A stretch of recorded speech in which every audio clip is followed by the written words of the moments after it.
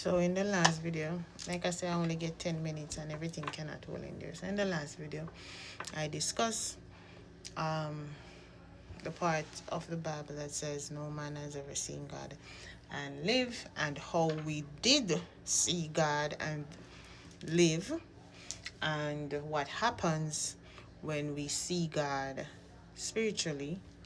Moses is the example of what happens when you are in the physical flesh and come in contact with God in the spirit. And the New Testament illustrates what God had to do in order for man to see him, his believers, his disciples to see him. He had to be born of a woman and came as a child and raised as a man and live among us for us to see him, but we didn't believe it was him. When he's in the spirit in all his glory, you in your flesh cannot see him and live, because he will consume you, which is righteousness. There will be no more you. I myself asked him already. I didn't ask him to see him. But when you're walking with God, you know that there are times when the Spirit of God come upon you, the Holy Spirit of God. Not all of it, just a little bit. But it feels so good. It's the highest high you can ever get. Well, I never really get high still, but I know that people out there will get high. And I would want to believe that when the Spirit of God come upon you, it's the best feeling in the world. You have worry for nothing. And I'm telling you the truth. Whenever I experience the Holy Spirit of God upon me and around me, I don't want it to leave. I don't want it to leave. When I'm in the presence of God, I don't want to come out. You don't want to come out. To me, this life of foolishness. When you go into the presence of God and the Holy Spirit of God come upon you, there is nothing to describe that feeling. And so when it come upon me and it felt so good, I didn't want it or him to leave. So I told him to stay. And I said, God, why do you have to leave? Why do you have to go? Why you can't stay with me all the time? Why you can't be in my presence and I be in your presence always? And him tell me the same thing when him tell Moses. Because there will be no more you. But that's what the word said. You know, when you follow Christ and let the Holy Spirit lead you, you're going to be more and more like Christ until there is no more you. It is no longer I that live, but Christ that lives within me. But it would have been literal. Literally, there would be no more me. Because the Spirit of God would have come and consumed me fully, completely, 100%. So I would have been unrecognizable to this world, to my family, to my husband, to my children, to my peers. I would have been gone. This world would have think my mother. Number one. Number two, maybe may have been non-existent. Like, I'm not dead, I'm alive. It's just that they won't be able to have me anymore because me fully gone and God alone did it.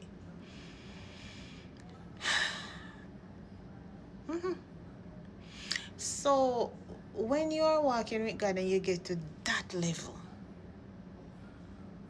you think you can go around and explain these things to people and tell them?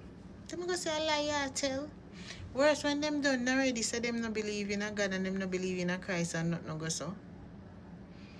You try to share your experience, them say a lie. Hence is the reason why I had to write these things. So those who are on that same journey can go and buy a book or get a book and, read and say, oh, someone did have the experience I am having. Yeah, so the previous video is talking about that. Now, how will this truth be revealed to you? You will never be able to put it together the way I just did unless you are really walking with God and He's revealing these things to you things to you via the Holy Spirit. You understand? So in the Old Testament, no physical man, that's what we learn in those scriptures, has ever seen God and live. You cannot. The flesh is sinful. It was born in sin and shaped in iniquity. God is righteousness and pure and truth. It cannot be in the presence of sin. So you cannot come into contact with God and see him and live. He will consume you physically.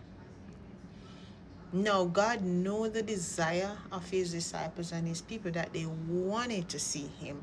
They wanted to be one with him, which is what he really wanted, why he created us to begin with. But because sin entered, he wasn't able to be with us the way he was with Adam and Eve in the garden. Because in the garden, God used to come down in the cool of the evening and come have sweet communion with Adam and Eve. Until they sinned, he wasn't able to do that anymore. And this is why man is now separated from the Spirit of God, and we cannot see him and live. Adam and Eve did see God and live before they sinned. The Holy Spirit have to reveal these things to you and connect it, and you have to get out of the religious spirit. And this is the next video I'm going to make about this religious spirit and this religion. You have to put away those things now so that the Holy Spirit can show you. So Adam and Eve did see God and live. But remember now, Adam and Eve was also in the presence of God. They were in the righteous order, settings, and standard of God. They weren't in sin yet. So they were holy and righteous. So they saw God and live, of course. But when they became sinful, they weren't able to see God anymore. The Spirit of God left them. Goes back to the videos I made again. God is a spirit that lives within you, based upon the righteous life that you choose to lead. Now, sin separated man from God, putting us in a state where we cannot see him and live. And this was demonstrated in the book of Exodus with Moses. Genesis, in the book of Genesis to Exodus and Leviticus. All of them first 5 books right there give you a very good detailed description of what happened and what went down. And what happened to Moses when he came into contact with God physically. The Spirit was upon him. It changed his face. He glowed like the sun. You weren't able to see his eyes, his facial features anymore. And the hair on his head turned white. Some of we, when we hear it turn white, we thought, well, whole we are getting a pick out gray hair and do all kind of foolishness. It's a blessing. It's the glory of God. Anyways, so I'm saying all of that to say God had to fix that problem, to let his believers, his people, see him. And he wanted to be with us too. It's not that we are the only one craving to see him. He wants to be with us as well, but we are in sin and he cannot be in that presence. So he fixed the problem. He was born and he came and he was here and he was raised as a child and live among us according to how we are living. And what did we do? We crucified him. Though that was his purpose, that's why he was here. He came to give us a doorway.